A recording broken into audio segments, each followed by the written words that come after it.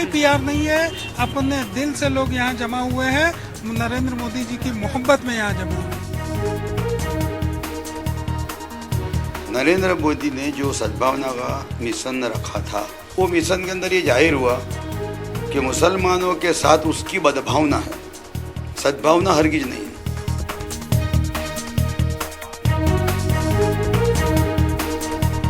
Good evening, you're watching the Buck Stops here. The debate has begun. Muslims today are debating whether Narendra Modi's attempt to reach out to them is genuine. This on a day which is not just the Gujarat Chief Minister and the Prime Ministerial candidate's birthday, but also a day when the BJP's minority cell is talking about inducting 1 lakh Muslims as a massive recruitment drive is unveiled. On the program today, we'll be asking whether Modi has a Muslim voter problem, or whether after the recent shifts of the Muslim vote in Gujarat, this is something that could change nationally as well.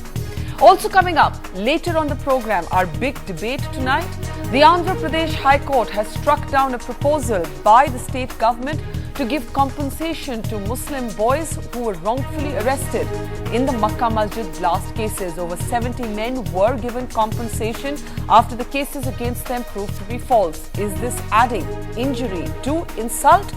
The state government is talking about appealing. We'll be debating this proposal and asking whether any compensation is ever enough in wrongful arrests. जिस तरह से harass किया गया, जिस तरह से एक bogus case में बुक किया गया, ये कंपनसेशन कुछ नहीं है। इसके आगे गवर्नमेंट को और करना चाहिए था, लेकिन गवर्नमेंट इसको कुछ कर नहीं सकी। And let's get started with our top story this evening. We're looking at whether Narendra Modi's attempts to reach the Muslim voter nationally can work for him in the same way that they have worked in Gujarat. Although the Muslim voter is still critical in many parts of Gujarat, the fact is that at least within Gujarat there has been an electoral shift. Today, as the Prime Ministerial candidate of the BJP marks a birthday, in many places there were celebrations, but others said this was a PR stunt. Rohit Bhan and Ketkit Angre pieced together whether Modi and Muslims can the twain ever meet. Narendra Modi began his birthday as usual, seeking blessings from his mother. But it then turned political.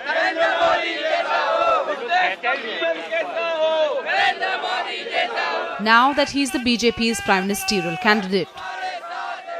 मित्रों, हिंदुस्तान में कोई सरकार माटे आटलो बधो अणगमो पैदा थयो होय, आटली बधी नफरत पैदा थई होय अने जन सामान्यना मनमा पैदा थई होय, एवं आटला बधा चूंटणीना समयगाळानुं विश्लेषण करीए तो 2014 ની ચૂંટણીમાં પહેલી વાર દેખાય. The Gujarat BJP claimed today 1 lakh Muslims could join them. Minority cell has been asked to focus more on recruitment of Muslim youths. We've been told about a lakh of them. That's the target. अभी जो गुजरात के CM थे और PM बनने जा रहा है, जिस तरह गुजरात को विकास दिया है, वही चाहते हैं हम कि पूरा इंडिया में हो और नरेंद्र मोदी जी जैसा पीएम हो. But some weren't impressed.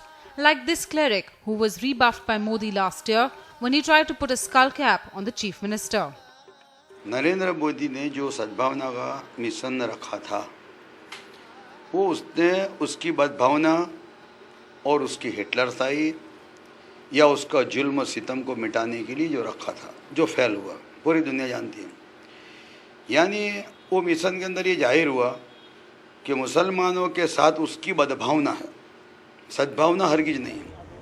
In Delhi, the state unit chose to launch its campaign on Modi's birthday.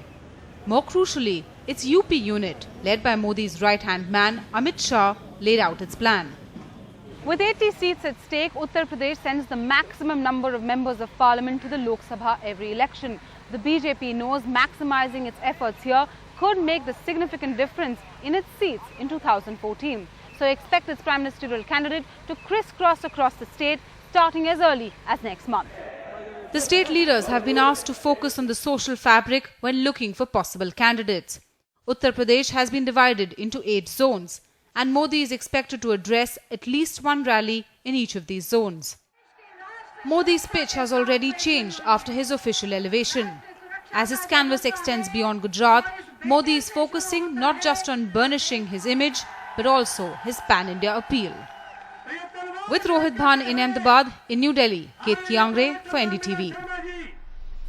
All right, so on the buck stops here this evening, we're asking whether Modi can actually reach out across the political trenches, the trenches of perception as well, the trenches of history as well, and make a genuine connection with India's Muslim voters. Let's take you now to the face-off on the buck stops. And joining us now from Ahmedabad tonight, Zafar Sareshwala, well-known business person who is a strong advocate now of Narendra Modi. Also joining us from Delhi tonight is a well-known theatre director, Amir Raza Hussain.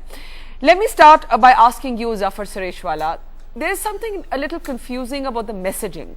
On the one hand, Narendra Modi at that Sadbhavna mission refused to take that skull cap from that cleric who's extremely angry with him. On the other hand, Narendra Modi has spoken about how secularism and the lessons of secularism must be derived from the Indian army. If he is not interested in the politics of symbolism, why have we seen the BJP minority cell today making announcements of inducting Muslims? Why are we seeing Narendra Modi recently in Jaipur, reportedly that rally asking Muslim voters to come dressed in burqas and wearing skull caps? Isn't there a contradiction, or has Narendra Modi finally understood that to have a national image of an acceptable leader, he needs the Muslims on his side as well, or at least a section of them? Barkha, I have a very larger issue. In fact, I don't want to get into this skull cap thing because for me it is absolutely a non-issue. Or whether Muslims coming in dressed as in burqa or in topi, these are non-issues. I have a very large issue here. You have to understand, Barkha, we are living in a secular democracy. We'll always have two things in this country. Either you'll have a UPA led by Congress, or you'll have an NDA led by BJP, which has been there in the past. BJP has ruled as an NDA for 6 years. Maybe tomorrow, again, BJP can come to power. Now, BJP is a principal opposition party. Yes. Now, for both of them, BJP as well as Muslims, it would be highly dangerous for a party, a national party, which is a principal opposition party, not to reach out to 200 million Muslims of the country, whatever way they can, as their voters, and also for the Muslims of the country, not to have some dialogue or a process of dialogue in place.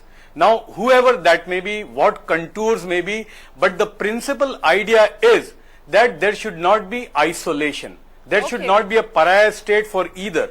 So, suppose if Narendra Modi is reaching out or BJP is reaching out to the Muslims, what's wrong in that? Okay, this is coming of age of Indian politics. And Barkha, you remember, this is the same BJP, just 1 minute, 10 seconds. Okay. This is the same BJP which was once upon a time perceived as a party which is anti-Muslim.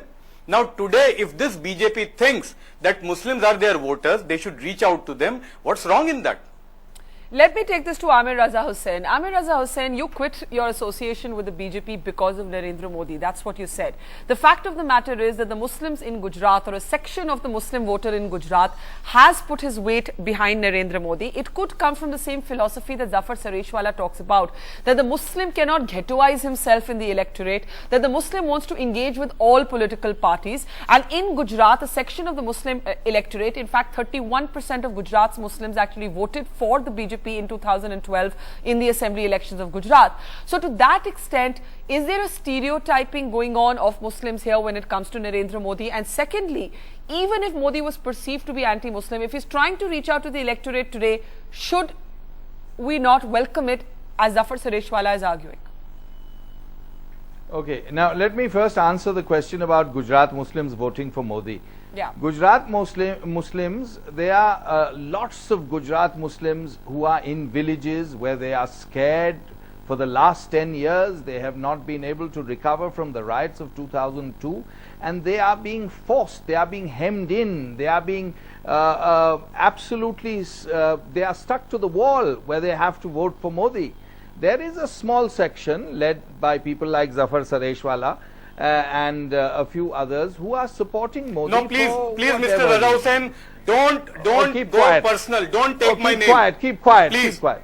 Keep quiet. No, keep quiet. don't get personal. For Talk God's sake. about the issue. Raza Hussain, you have a very bad habit of getting personal. If I go personal on you, you'll not be able to withstand that. So better remain on I very much on doubt the subject. it. I very much doubt it. I very much doubt No, it. you remain on the Anything. subject. You Let's remain stay on on the point. subject. Don't get personal. Okay. Amir Raza Hussain. Amir Raza Hussain, he's are just you so boring saying? and Let me ask a repetitive. question. Yeah. Let me ask a question. Are you No, saying? let me finish this. Okay, finish your point. Finish your point. Okay, now, so as far as Gujarat goes, you know, you are asking people like Sareshwala or people who are supporting Modi what it is like to be a Muslim in Gujarat. Why don't you go into the people who are still in camps, who for the last 10 years have not, I have 11 years. personally reported from those camps very I'm often. sure you have. There is I not know a single you have. camp. And therefore, Mr. Raza Hussain, you are and lying on the national TV. There is not a single keep camp. quiet. You go and see keep for quiet. yourself. Don't sit in Delhi and make comments, quiet, keep false quiet. comments. No, but 1 minute. I want to ask Amir a question. Amir Raza Hussain, is it your argument that the Muslims of Gujarat who are voting for Modi, and I quoted to you the figures from the assembly elections, there are also similar figures, for example, in Salaya, in Jamnagar, which in the local elections saw a very sizable, actually a sweep by the BJP of a Muslim dominated area. Now my question is this, are you not patronizing the Muslim voter of Gujarat when you say that those who have supported Modi, and I'm just trying to understand your argument, are you saying that in Gujarat, when the Gujarati Muslim or those Gujarati Muslims who vote for Modi, when they do so because they have no choice? What does that mean? They do have a choice. There are other parties. Yes, there are. Yes, there are. You know, I have traveled in Gujarat. Yeah.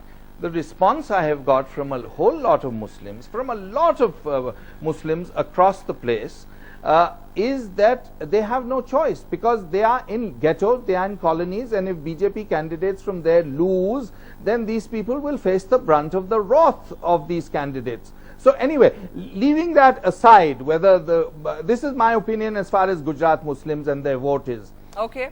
The point is that of course the Muslims should give Modi a chance to reach out if Modi is actually reaching out. But where is he reaching out? Just because someone says we have to put in a lakh of Muslims into the BJP, just because some other minority morcha of the BJP says that, you know, in Rajasthan we are distributing 5,000 skull caps. I mean, for God's sakes, that's the most ridiculous thing I've heard. Even the Congress party at its worst has not done things like that, you know. So what I'm saying is that where is the reach? Let me ask that to Zafar Other Sareshwala. people are, no, just a minute. Yeah. Other people are reaching out. Like What who? Rajnath Singh is saying, oh, when I speak to Modi, I see his face mirrors remorse. But why doesn't Modi mirror remorse? And why is this remorse only seen by the president of the BJP?